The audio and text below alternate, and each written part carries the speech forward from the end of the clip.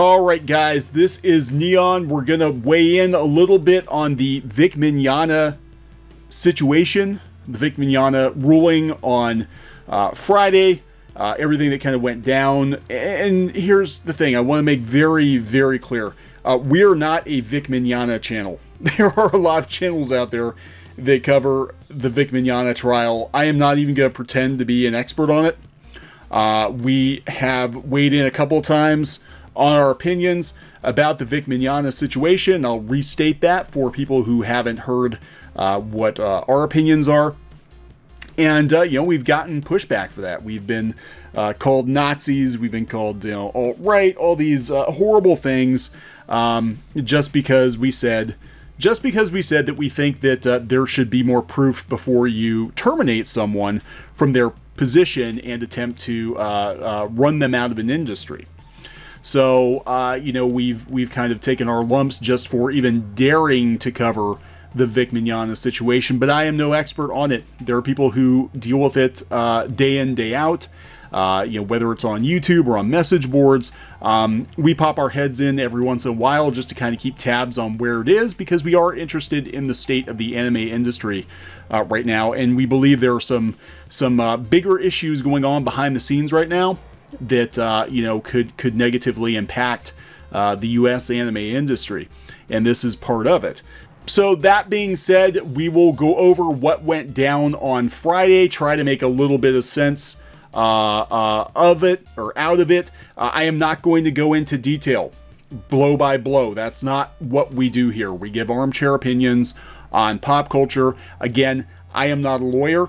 I'm not going to pretend to be a lawyer. I'm just going to kind of read and react to what I think, my takeaway is from this. What I think, Vic's chances are going forward of actually winning this case.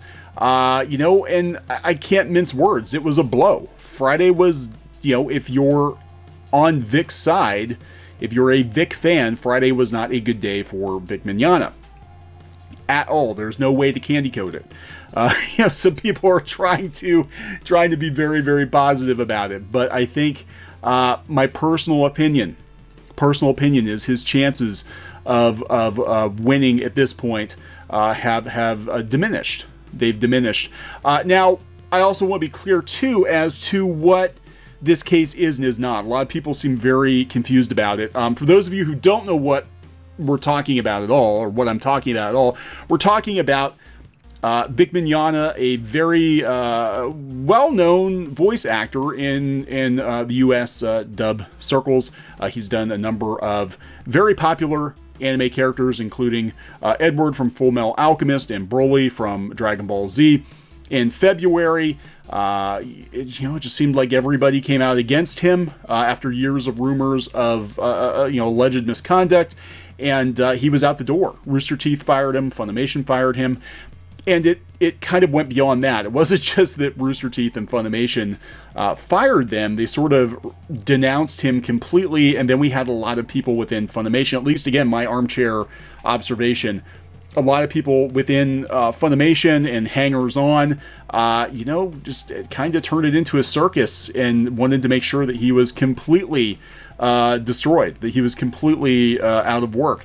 There was an article in Anime News Network that, and this is kind of what was a tipping point for us, that, had supposed evidence talking about all of these girls that had allegedly had contact with Vic, talked about a number of stories, and it turned out that a lot of those photographs were actually either doctored or not used in contact. Some of them were actually part of his fan club, so definitely did some damage, in terms of trying to paint Vic as a bad guy to a lot of anime fans. And the fandom is split. I mean, this case has split the fandom, the anime community down the middle. It really has been a very divisive thing. And it's not even the situation itself. It's more the circus, I think, surrounding it.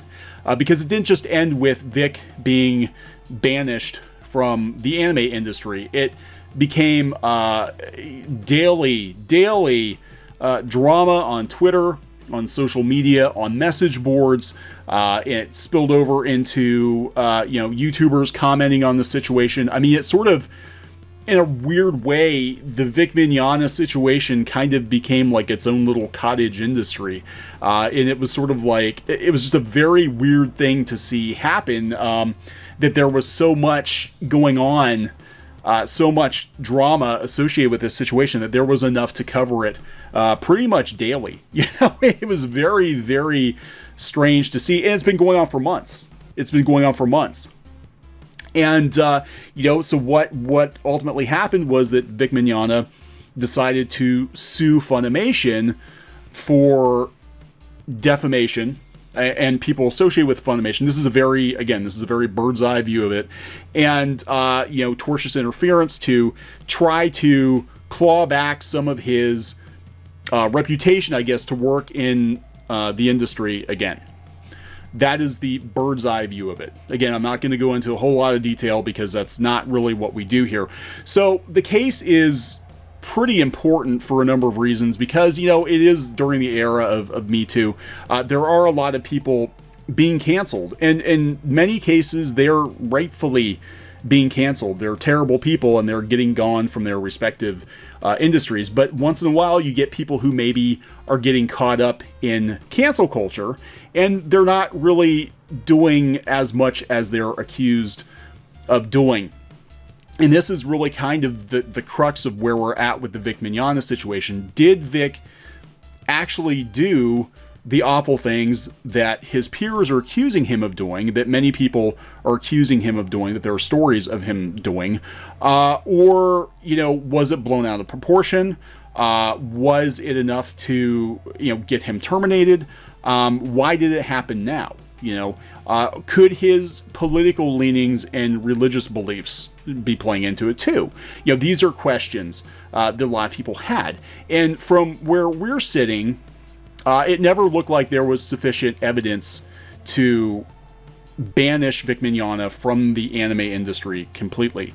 If somebody came forward with a smoking gun, I mean, there are a lot of stories, and I'm not going to lie, there are a lot of stories out there, but very few of those could be proven, and we never saw a smoking gun. Now, what's interesting about this is people seem to misunderstand what's actually going on.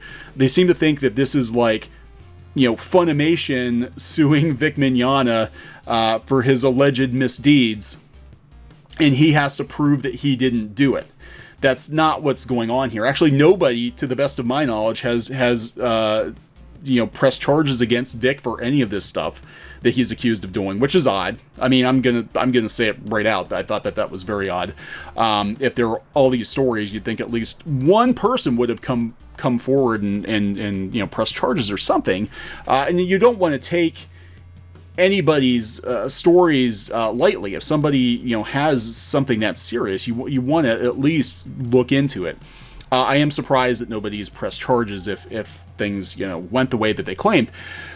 But this isn't Funimation suing Vic. This is Vic suing Funimation and people within Funimation for effectively ruining his chances of working in the anime industry for tortious interference in his contracts, etc., and there are individuals named.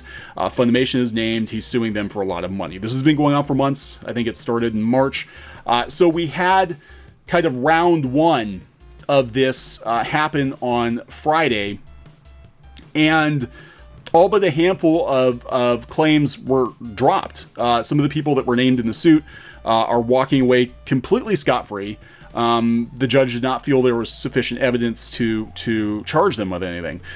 So before we get into that and talk a little bit about what happened, again, bird's eye view, want to be very, very clear. We are not a Vic channel. We do not give legal analysis. We give armchair opinions on what's going on in pop culture. I do want to point out that, and the reason I'm on this page, is this is Google News. This is if you type in Funimation right now. Funimation, regardless of how this all pans out, with Vic Mignogna, Funimation's reputation has been damaged. Funimation has lost a lot of goodwill with anime fans. because of how this situation went down. Funimation is involved in another situation where some of their voice actors, many of them who were vocally against Vic Mignogna, they have to explain these raw outtakes they did, which admittedly they were like 10 or 20 years ago, where they're using their characters' voices to participate in sexual acts and also making homophobic comments. Now, most people will be like, hey, this is not a big deal. 10 years ago, it wouldn't have been a big deal. But Funimation, basically pushed Vic out of the industry based on a lot of stories. We don't know what kind of evidence they had. I'm not even 100% sure what kind of evidence they had. Apparently they had an investigation, which a lot of people said was a non-investigation, but he was not only pushed out, but they also made a very public statement. They didn't just like quietly get rid of Vic. They made a big public statement about how they were effectively canceling Vic because he was problematic. So now they've got these other actors that are also potentially problematic, and where people are having questions is whether or not Funimation will deal with these people in the same fashion they dealt with Vic Mignogna. Will they make a big statement and say, we're getting rid of these people because they're using their characters' voices, they used our equipment, or they were on the clock for Funimation to make these jokes, which offended a lot of people current year. Again, these were done 10, 20 years ago, but people are finding them offensive. I mean, news outlets like Anime News Network didn't even really cover it because they're friends, I believe, with some of these people. There's a relationship there of some kind, but IGN covered it, comicbook.com covered it, pride.com. Pride covered it. Pride was offended. I found this today. If you go out to Funimation, you search for Funimation on Google News, and it's all bad news. I mean, you search for news on Funimation, it's all bad news. It's not a good look. This is coming from the Columbia Chronicles, school paper, college paper, opinion, and very progressive too, from what I can gather. Opinion: Funimation hypocritical in response to offensive leaks. So even school papers at relatively progressive universities are saying that Funimation, and they're not issuing a comment. The Funimation is in the wrong by not issuing a comment. So the damage has been done, regardless of how the Vic Mignogna situation ends. Whether Vic wins his case or loses his case, Funimation is losing. They lost. They've lost, and there's just a lot of shenanigans going on with Funimation right now, and I don't know how they're gonna fix this. Because this whole situation, this whole circus surrounding the situation has brought to light a lot of questionable behavior from a lot of people associated with Funimation. And anime fans are pissed. A lot of them are pissed off. It is definitely going to change the industry. It's going to change anime conventions for sure. Everything is going to change after this. Again, regardless of what the outcome actually is, this changes everything. A lot of people are calling for a boycott of Funimation. People are going to question, whether or not they're allowed to hug, voice actors at conventions. Everything changes because of this. So I just want to get that across before we actually talk about what happened.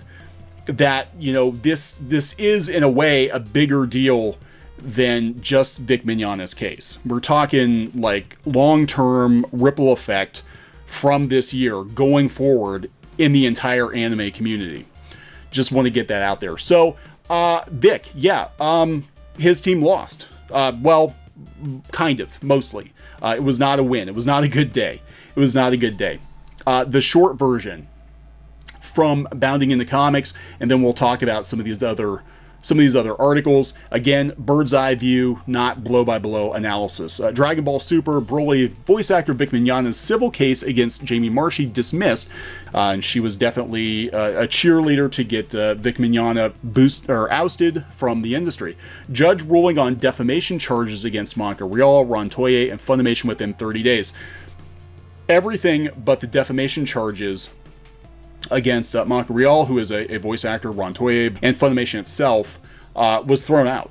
It was thrown out. It was dismissed.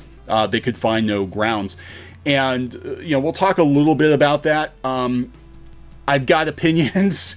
I've got some opinions on it, whether or not he actually had a case or whether or not it was actually presented the way it should have been. Okay. So following Friday's hearing at the Tarrant County District Court, Judge John P. Chupp ruled to dismiss the majority of the charges against Funimation, Jamie Marchian, Monica Rial, and Ron Toye in the ongoing defamation lawsuit brought by Dragon Ball Super Broly voice actor Vic Mignogna. There's no positive way. There's no way to look at this and be like, oh yeah, it's okay. This is fine. The big ones are still there. The big ones are still there. The defamation, that is still there. But there's no way to look at this as the slam dunk that people tried to make it out like it was going to be. They're like, oh, this is going to be easy. We're going to walk right in and no, that's not what happened. Friday's hearing was to rule on the defendants' respective motions to dismiss under the Texas Citizens Participation Act.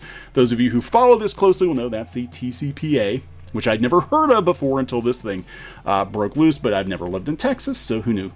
Judge Chupp dismissed the case against Marchi along with the charges of tortious interference of existing contracts and tortious interference of business relations, allegations against Rial and Toye, and the charges of tortious interference and civil conspiracy against Funimation. Tortious interference is when you're sticking your nose into somebody else's business and bad-mouthing them, and they're not able to get work because of it. That you need to keep your nose out of it and let people do their thing. Judge Chupp has 30 days to rule on the charges of defamation against Funimation, Rial, and Toye, as well as a charge of conspiracy against Rial and Toye. After the issue of potential notary fraud stemming from allegations that Mignogna's attorney Ty Beard improperly notarized the affidavits of Dragon Ball Super voice actor Chuck Huber, Kamehacon owner Chris Slatosh, and Mignogna. It was raised on Friday's hearing. Judge Chupp ruled to hold a hearing regarding the allegations at a later date. Okay, so everybody's going to look at this differently. You're going to have people on the Pro-Vic side that are like, well, they still have the big ones out there, which is true. They do. They do have the defamation charges are still, they're still in play. It's still possible. I'm going to say my own personal armchair opinion is I don't know if he's going to win this. And that's not going to be very popular with people. I know, but I don't know if he's going to. Months ago, when we first mentioned this case, again, I am not a lawyer, okay? But I did have some people come to me and say, look, we were in a similar situation and we didn't win. Defamation is very, very hard to prove. I'm not saying it can't be won. I'm not saying he won't win. What I am saying is it's very, very hard. It's very hard to win defamation. The stuff that they could have gotten them on pretty easily, I think they were dismissed. So it's, the judge, people have opinions about the judge. They said the judge didn't seem to really understand what was going on because it was a lot of internet stuff. And they said the judge was kind of boomerish. The judge was also kind of biased. A lot of people said the judge also seemed very annoyed by some of the behavior in the courtroom. So this concerned me. I gotta tell you, again, armchair opinion. As soon as Ty Beard improperly notarized the affidavits, and Vic Mignogna was supposed to show up, he didn't show up. I'm kind of like, I don't know. This isn't looking too good. I think this was a case where maybe they thought they had it in the bag and they didn't. They just didn't. And maybe they thought this was the easy part and it wasn't. Now, there are people who are having a field day with this. Dallas Morning News is having a field day with it. We'll go over this article. And of course, Anime News Network, who could not be bothered to even mention this major issue with the Funimation audio leaks, had no problem gloating about Jamie Marchi getting off. And they said they were understaffed. They couldn't do it. Must have had somebody working that day, I guess. They must have had somebody working that day. So this is the Dallas Morning News. There is a lot of opinion. Oh, here we go. At least they marked it opinion commentary. There's a lot of opinion and commentary inserted into this article. But the one thing I keep hearing time and time again was Vic's team was not completely prepared for this. I have heard this from multiple people. I am not going to throw shade. I wasn't there. But I have heard from multiple people that it just seemed like his team wasn't fully prepared for what they were getting into. And I'm going to leave it at that. And I'm going to leave you some links. You can look into it yourself. Again, I wasn't there. I don't know. This is coming from the Dallas Morning News. In anime's Me Too moment, Vic Mignogna, a no-show at Tarrant County hearing, and his case is mostly an unholy mess. Opinion commentary, just to get that out there. State District Judge John Chupp, a lot of people are calling him John Chump, and we'll talk about that, and people that are going at the Facebook and saying stuff they probably shouldn't be saying because it doesn't help the case any, dismissed a number of the claims by Mignogna's attorney and promised to rule on the remainder in the next 30 days. Right out of the gate, we start with the opinion, just so you know. State District Judge John Chupp must come from a family of firefighters because Friday he managed a hearing in his Tarrant County courtroom that was more dumpster blaze than legal proceeding. God, this whole situation, I'll be honest, this whole situation has been a dumpster fire.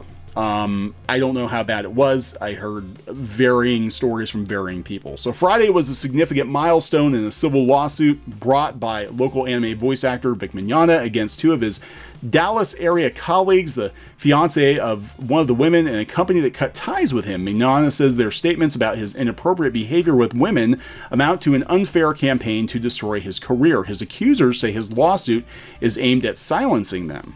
After 3 hours of arguments between a tightly scripted defense team and Mignogna's astonishingly unorganized and at times ill-prepared and illogical attorney, ouch, Chupp dismissed a number of the claims and promised to rule on the remainder in the next 30 days. The case is the first big test of the Me Too movement in the multi-million-dollar anime industry.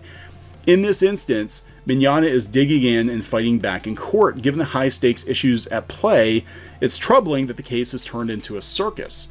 This whole thing has been a circus, but for various reasons. As one of the defense lawyers, Andrea Perez, told me earlier this summer, this case is something I wake up thinking about, and it's the last thing I think about when I go to sleep. Apparently a lot of other people do on the internet too. Being a woman and a woman lawyer, this hit me particularly hard because I have experiences. I know there's too often silence. Mignogna has been the voice of hundreds of roles in the world of anime. Most recently, he portrayed the beloved villain hero in Dragon Ball Super Broly. But January's record-breaking opening of Broly also set off another round of accusations and stories on social media about the 56-year-old actor's long-rumored inappropriate behavior with women, which allegedly included aggressive kisses, hugs, and unwanted advances. Yeah, there's just a lot of, look, and I've been saying this from the beginning, there's a lot of weird stuff going on here. One, the timing, it did come right after the Broly movie came out. And there have been stories for years. Again, I want to know why in all this time, you know, if this is true, why hasn't anyone come forward before now? Why hasn't there been any charges? You know, why did this happen right after Broly was a big hit? I mean, I just have a lot of questions. Again, armchair observation. I have questions. I've had questions about this whole situation. Online, thousands of anime fans rushed to pick a side in the warfare hashtag #KickVic and I Stand With Vic. Mignogna repeatedly and sometimes in great detail denied all the allegations. So, amid the outcry, Funimation announced in February it had severed ties with Mignogna. Mignogna's lawsuit filed in April. Got it wrong. It's April. Alleged defamation, tortious interference, conspiracy, and other charges against Funimation. Voice actors Jamie Marchi and Monica Rial and Rial's fiance Ron Toye. The lawsuit painted the company and three individuals as a band of conspirators, leading the charge to reduce Mignogna to ruins. I am going to say, again, armchair observation, there are a lot of people who don't like Vic, including people at outlets that support Funimation, and I do think that there was some kind of whisper network that got him gone. But again, I'm like, why didn't this happen sooner if it's true? Just questions I have. I wasn't there. I just have questions. So Friday, the gallery was packed with interesting parties. So I'll give you kind of the nickel tour here. I'd like to tell you what Beard thought of his performance. Ditto for being able to say with authority the reason Mignogna was not on hand. The defense team believes he had a professional appearance in California. I think he was ordered to appear, but yeah, I mean, who knows? Beard refused to speak to me as he left the courtroom. She sounds a little upset. Likewise, just as he refused to talk when I wrote previously about this case, he didn't respond to my email earlier. From the moment Chup first called on Beard during Friday's hearing, the attorney seemed totally unprepared. Dead air while he fumbled for documents or answers seemed to take up as much time as Beard's actual responses. I've sat in 24 or more civil and criminal courtrooms, and never have I seen anything like this. At the end of the proceedings, which went an hour longer than the court had allocated, Chup dismissed all claims against Marshy, all except defamation against Funimation, all except defamation and conspiracy against Rial and Toye. Those outstanding claims are weighty ones. This is true. This is, people think that it's over. It's not over yet. I'm saying personally, I don't think it looks good, but it's not over yet. And they are the weighty ones. They're the big ones. Funimation, Rial, and Toye are still on a sharp hook. Chup needed to give probably need more time to give consideration and study to each before making his ruling, or maybe the amateurish performance of the plaintiff's legal team had just worn on his last nerves to the point that the extremely patient judge needed a break. So they're talking about the PowerPoint presentation of Funimation's defense. I heard elsewhere that PowerPoint presentation was basically trying to explain the internet to this judge with memes and like little cartoon dumpster fires and stuff. So I don't know.